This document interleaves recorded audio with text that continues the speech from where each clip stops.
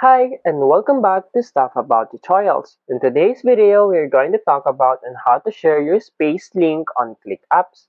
Maybe you want to share your space link on ClickUp so that your friends can join your ClickUp to-do list. In today's video, I am going to teach you on how you can share your space link on ClickUps. Check the video description and I will try to leave the written instructions. So without further ado, let's get into the video. First you need to do is to open your ClickUp application.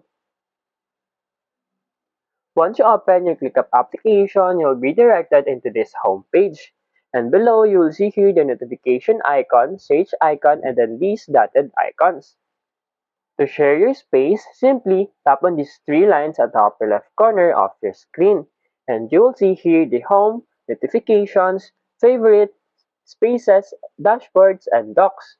And here, to share the space, simply go to that space you want to share.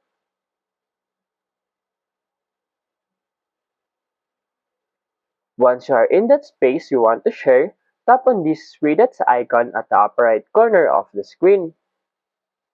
And then in here, you'll see the space name and you'll see under the action, Share Link. Simply tap on this Share Link.